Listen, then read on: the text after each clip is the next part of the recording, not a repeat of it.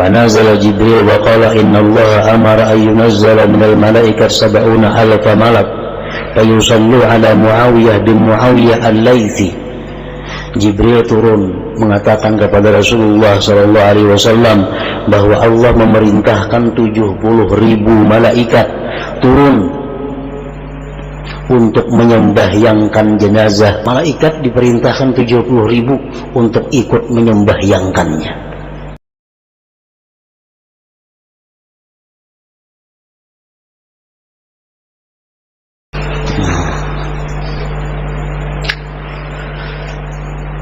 Dalam kitab tafsir Al-Qurtubi disebutkan ini satu dalil bahwa membaca Qul Huwallahu Ahad itu pada tiap-tiap rakaat dibolehkan.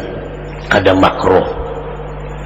Bisa kita sembahyang rakaat pertama Qul Huwallahu Ahad, kedua itu pulang surahnya. Atau rakaat pertama Fatihah Qul Huwallahu Ahad sambung yang lain. Yang kedua kayak itu pulang, itu ada makruh. Bahkan itu mempunyai fadilat yang besar kalau didasari kecintaan kita kepada membaca surat itu. Yang ketiga, Rasulullah sallallahu alaihi wasallam bersabda, "Man qara'a qul huwallahu ahad fi maradihi alladhi yamutu fihi lam yuftan fi qabrihi wa amina min lagtatil qabr." وحملته الملائكة بأكفها حتى تجيزه من الصراط إلى الجنة. Rawahu Abu Nuaim. Siapa, ujar Nabi kita, yang membaca Qul Huwallahu Ahad pada waktu dia sakit garing, yang mana dia mati pada garing itu. Ini garingnya, bacanya Qul Huwallahu Ahad sekali, garing aja berbulan-bulan, mati akhirnya. Dia tidak akan difitnah di dalam kubur. Artinya bisa menjawab munkar nakir, aman daripada himpitan kubur, aman daripada himpitan kubur, dan malaikat akan membawa dia melalui sirat sampai masuk ke dalam surga. Nah, ini keutamaan surat Ikhlas ini. Jadi bila kita garing, baca Qul Huwallahu Ahad sekali. Andai kata kita kada sigar-sigar, mati akhirnya, mati dalam keberuntungan. Nah, kita ingatakan kita kah, siapakah kawan kita, keluarga kita yang sakit, suruh membaca suratul Ikhlas sekali. Nah, andai katanya sigar, batal sudah. Karena mau garing, baca bahasa pulang. Nah, garing yang inya mati pada garing itu, fi maradihi alladhi yamut.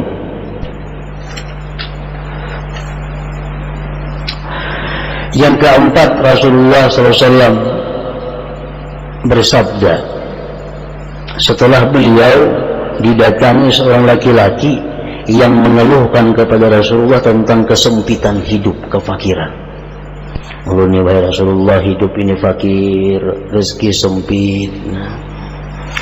Apa Rasulullah menjawab? Ujar Nabi, "Idza dakhalta baitak fasallim in kana fihi ahad wa in lam yakun fihi ahad fasallim ala nafsik wa qra qul huwallahu ahad marratan wahidah." Bila engkau masuk rumah, ujar Nabi, di rumah itu ada orang, baca Assalamualaikum sekali, Assalamualaikum, sambung lawan Qul Huwallahu Ahad.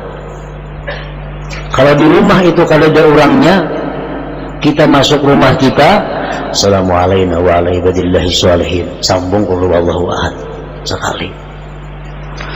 Nah, baca itu ya Nabi lawan laki-laki tadi. Papa ala rajul, maka si rajul dari laki-laki tadi mengamalkan petunjuk Nabi tadi. Masuk ke rumah, bila ada orangnya Assalamualaikum, bacanya suratul Ikhlas. Bila kada ada orang, Assalamualaikum wa ala ibadillahi sholihin, bacanya suratul Ikhlas sekali. Fa'adarrallahu alaihi rizqa hatta afadha ala jirani. Allah melimpahkan rezeki kepada laki-laki tadi sampai dia bisa memberi kepada tetangga-tetangganya. Nah, jadi suratul Ikhlas mempunyai manfaat faidah baik dunia maupun akhirat.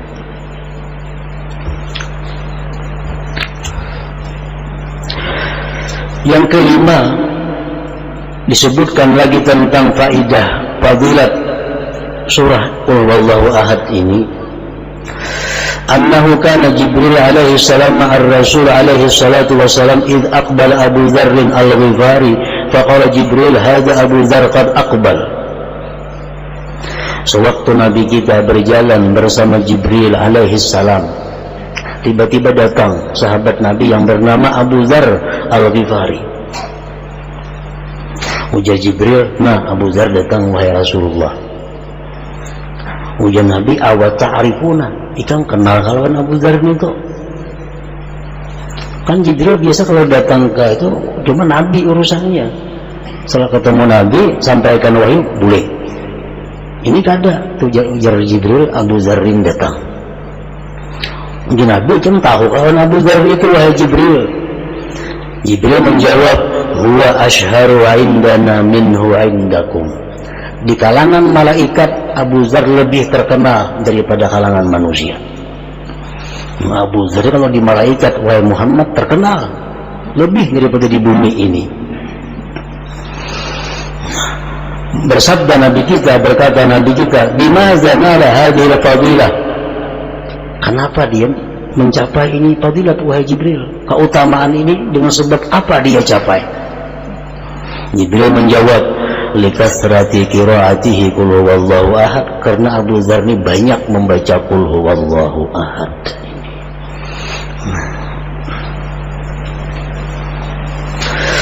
Yang keenam, fadilat daripada suratul Ikhlas. Anas bin Malik meriwayatkan, kunna fi Tabuk, kami berada di Tabuk. Tabuk itu perjalanan 12 hari dari Madinah. Dihitung kilometer itu kurang lebih 560 kilometer dari Madinah. Nah, Rasulullah dan sahabat berperang di sana, perang Tabuk. Fatala'at asy-syamsu ma laha syu'a' wa diya wa ma ra'aynaha 'ala tilka al-halah qattu qabla dhalik fa'ajiba kulluna. Suatu hari matahari terbit, tidak ada cahaya. Matahari itu terbit cuma kalas. Nah, kada kayak biasanya, kada pernah macam itu terbitnya matahari. Kami pun aneh, kenapa matahari jadi demikian? Fanazala Jibril wa qala inna Allah amara an yunazzala minal malaikat 70,000 malak fayusallu ala Muawiyah bin Muawiyah al-Laythi. Jibril turun mengatakan kepada Rasulullah SAW bahwa Allah memerintahkan 70,000 malaikat turun untuk menyembahyangkan jenazah Muawiyah bin Muawiyah al-Laythi, sahabat Rasulullah yang tinggal di Madinah. Muawiyah bin Muawiyah ini wafat di Madinah, malaikat diperintahkan 70,000 untuk ikut menyembahyangkannya. Nabi kita berkata kepada Jibril, bima balagha ma balag, dengan apa dia mencapai derajat itu wahai Jibril? Jibril menjawab, kana yuhibbu surat al-Ikhlas, karena Muawiyah itu suka dengan surah Qul Huwallahu Ahad.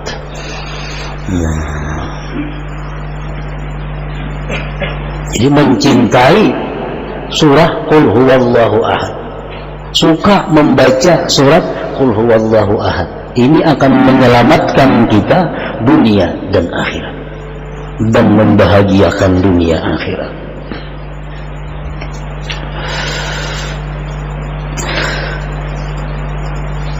Masih banyak lagi hadis-hadis Rasulullah Sallallahu Alaihi Wasallam yang menerangkan tentang keutamaan surat Al-Ikhlas ini. Bismillahirrahmanirrahim. Qul huwallahu ahad. Katakan wahai Rasul, dialah Allah yang asa. Allahus samad, Allah tempat bergantungnya seluruh makhluk. Lam yalid wa lam yulad, Allah tidak melahirkan dan tidak dilahirkan. Walam yakul lahu kufuwan ahad, dan tidak ada bagi Allah itu seorang pun yang menandinginya. Nah, ayat ini atau surah ini turun di Mekah. Sebagian ahli tafsir menerangkan bahwa sebab turun ayat atau surat ini adalah pertanyaan orang musyrikin. Orang-orang musyrik di Mekah menyuruh Amir bin Tufail menghadap Rasulullah sallallahu alaihi wasallam. Amir bin Tufail datang kepada Rasulullah. Ujar Amir, "Ya Muhammad, sababta alihatana." Kamu wahai Muhammad sudah mencaci maki Tuhan kami, berhala-berhala. Wa khalaqta dina abaik, dan engkau wahai Muhammad sudah menyalahi agama nenek moyang engkau. Fa in kunta fakiran aghnayna, jika engkau wahai Muhammad kekurangan duit, kami bantu engkau. Mun icam ni fakir, kalau icam macam ini kami kayakan engkau. Wa in kunta majnunan dawayna, jika engkau gila hai Muhammad kami obati engkau. Wa in hawaita mar'atan zawwajnakaha, jika engkau mengingini perempuan kami kawinkan dia kepada engkau. Faqala alaihi salatu wassalam, ujar Nabi kita, lastu bi fakir wala majnun wala hawaitu mar'ah. Aku kada fakir, ujar Nabi. Aku kada gila dan aku kada menghendaki seorang perempuan. Ana Rasulullah ad'ukum min ibadatil asnam ila ibadati. Aku ini utusan Allah mengajak kalian menyembahnya, meninggalkan menyembah berhala-berhala itu. Bulik si Amir bin Tufail tadi. Dalam kesempatan yang kedua datang pulang kepada Rasulullah. Ujar si Amir tadi bin Tufail, bayyin lana jinsa ma'budik am min zahab aw fiddah. Wahai Muhammad, terangkan kepada kami Tuhan engkau tuh emas kah pirak kah Tuhan engkau itu? Emas atau pirak? Fa anzalallahu hadhihi surah, Allah menurunkan ini surah. Katakan hai Muhammad, huwallahu ahad, Allahus samad, lam yalid wa lam yulad wa lam yakun lahu kufuwan ahad. Tuhan Allah itu adalah asa, baik zatnya, baik sifatnya atau perbuatannya. Ujar si Amir tadi, salasuni'atin wa sittuna sanaman la takunu bihawaijina fa kaifa yakumul wahid bihawaijil khalqi. Wahai Muhammad, kami ini punya Tuhan 360. Itu pun Tuhan kami tidak mampu mengurusi kami.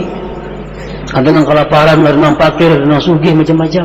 Apalagi Tuhan Assalamualaikum, bagaimana kalau mampu mengurus makhluk ini? Itu salah satu sebab diantaranya yang menyatakan sebab turunnya suratul Ikhlas ini.